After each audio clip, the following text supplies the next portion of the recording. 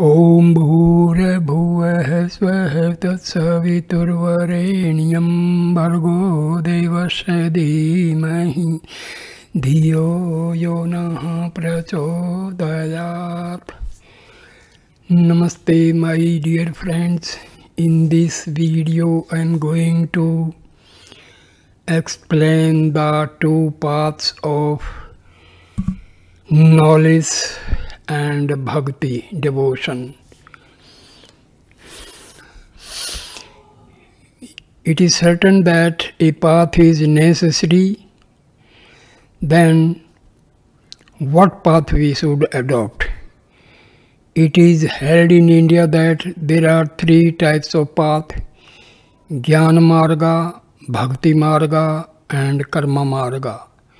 The path of knowledge, devotion and action. Not completely conforming to any of these, there are also the technically intricate types of path of yoga and tantra. So these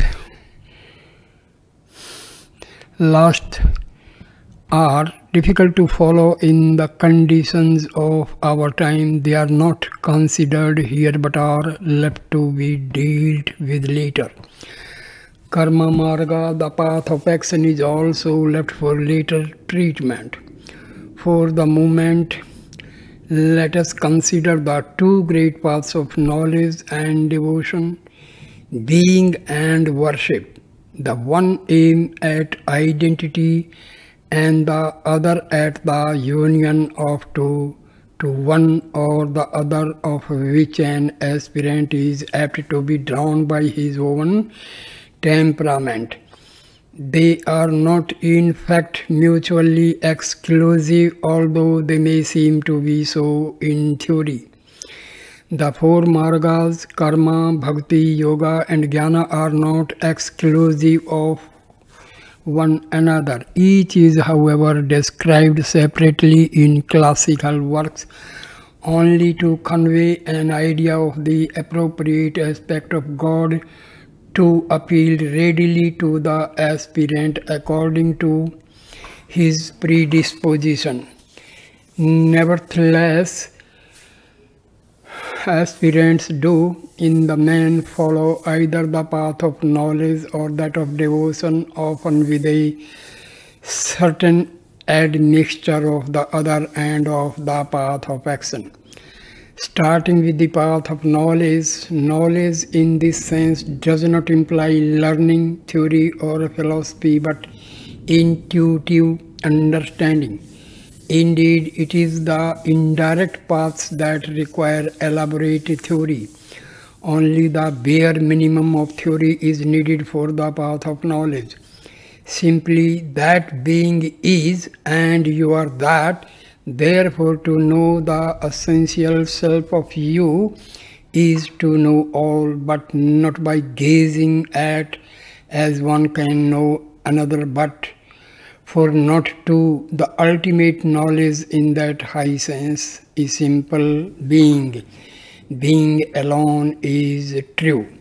This was the path that Bhagwan Ramana Maharshi taught, although as will appear later he allowed for Bhakti Marga also. The method for which it is to be followed is self-inquiry, the constant probing into the reality of one's self. Self-inquiry leads directly to self-realization by removing the obstacles which make you think that the self is not already realized. It is not the same as meditation, although sometimes loosely so called. Meditation requires an object to meditate on, whereas in self-inquiry there is only the subject and no object. That is the difference between them. Concentration is not thinking of one thing. On the contrary, it is excluding all thoughts, since all thoughts obstruct the sense of one's true being.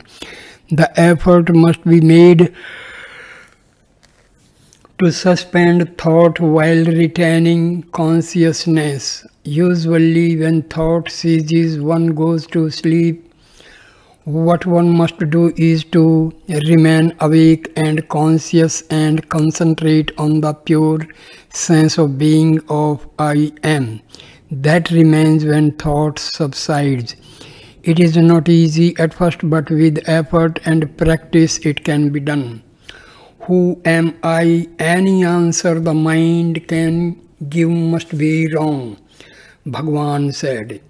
In fact, the very attempt to give a verbal answer shows that the question has been wrongly considered a philosophical conundrum when in fact it is a spiritual exercise. The answer begins to come as a current of awareness, body sensed, mind known, and yet from both apart. It is no use thinking that the mind is going to absorb or possess the new knowledge. On the contrary, it must let go and consent to be absorbed by it. I sought to devour thee. Come now and devour me, then there will be peace, Arunachala. The devotee or bhakta, on the other hand, does not go so far as to conceive of the non-existence of the ego. Therefore, he can also not conceive of the non-existence of the world outside the ego or the God above it. The three go together. If one of them exists, all three do. All religions postulate the three fundamentals, the world, the soul, and God. But it is only the one reality that manifests itself as these three. One can say the three are really three only so long as the ego lasts. Therefore, the bhakta, instead of recognizing that which is as the very self of him, the sole survivor after the dissolution of the illusory ego or individual being, regards it as the creator and sustainer of the individual being, the God to whom the individual submits, the lover whom he seeks, the home to which he returns. The two paths. Don't ask if I believe in God, not that the query, but whether I believe in me, in life and theory. If I am, then the world is, and above a God that made me, God whose living love still draws me back to him until I yearn for that last ineluctable return to oneness with him, otherness burnt out in fires of love, and find out thus I am not, as though in dream, though through distant lands to roam. Then wake where down you say lay that too away, and therefore good, for every way leads home. Though roundabout for those who go direct, there is an austere high mountain path to be a heaven to yourself, a lamp to yourself, knowing there is no separate you to pray to be united with a separate God outside of you, knowing that there just is. Let scholars argue this or that is right and follow neither. Whichever way you choose for you is right. Bhakti Marga is in general the path trodden by Christian and Muslim seekers, and indeed the very word Islam means submission. The path of knowledge, on the other hand, is in keeping with the original genius of Buddhism and Taoism, although both found themselves obliged later to provide devotional paths for the many who could not aspire so high. Both paths exist side by side in Hinduism. Indeed, some of the greatest saints have been bhaktas. Sri Ramakrishna said, I do not want to become the honey but to remain separate so as to taste the honey. The great Marathi poet Saint Tukaram spoke sometimes from the viewpoint of identity but was primarily a bhakta. He wrote, I do not seek God consciousness, Brahmajnana. I shall always desire dual consciousness. Thou shalt ever remain my Lord and I thy devotee. In Hinduism, Buddhism and Islam, although not in Christianity, the most widely used bhakti technique is invocation of the name of God. The simplest method is chanting the name and freeing the mind from restlessness, and Swami Ramdas, a great modern bhakta, said Swami Ramdas, a great modern bhakta. The Maharishi also offered his devotees the path of devotion as an alternative to self-inquiry. He always prescribed self-inquiry in the first place, but if devotees complained that they found this too difficult, he would often add, there are two ways, ask yourself who am I, or submit. And indeed many of his devotees did and still do follow him by the path of love, surrender, devotion. Even in this case, however, he did not give an invocation but only prescribed, as did Sai Baba also, complete surrender to the Guru. He has been known to make the tremendous statement, submit to me and I will strike down the mind, or only be still and I will do the rest.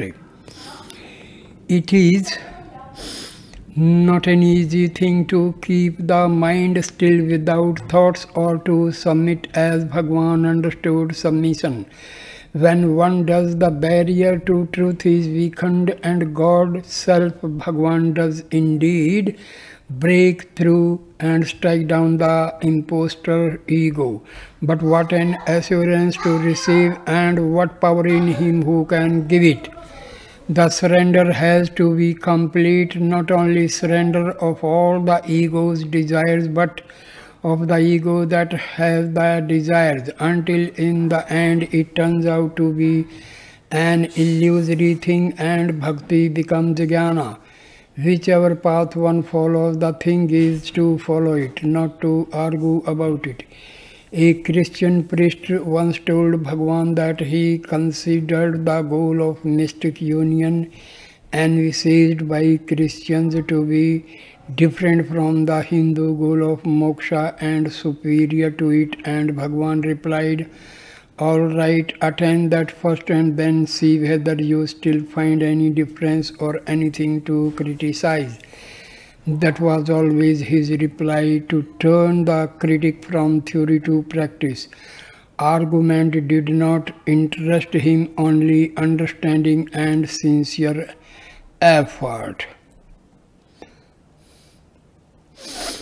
So these are the two paths. The destination is same, that is the knowing the self, knowing the Brahma. That can be achieved either through Bhakti Marga or Jnana Marga. So, in actual sense, there is no difference between the two paths. Both lead to the same destination, that is the realization of Atma or realization of God. So there is no difference, just difference in name, nothing else. In reality, both Bhakti Marga and Jnana Marga lead to the same destination, that is self-realization and God realization. So thank you, my dear friends, for watching this video with the patience. Please like, comment and share the video and subscribe the channel. Thanks a lot. Namaskar.